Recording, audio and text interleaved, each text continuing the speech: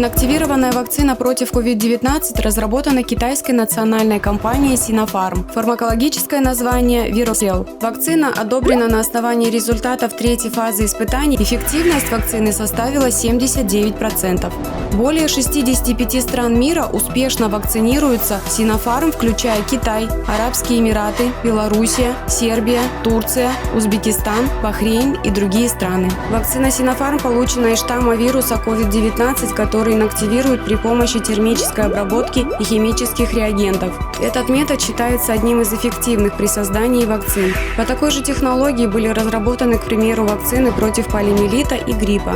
Преимуществом вакцины является транспортировка и хранение при температуре от +2 до +8 градусов по Цельсию. Вакцина Sinopharm, как и любая другая вакцина, может вызывать легкие побочные реакции, такие как температура, боль или покраснение в месте инъекции, головная боль, боль в мышцах, утомляемость, озноб.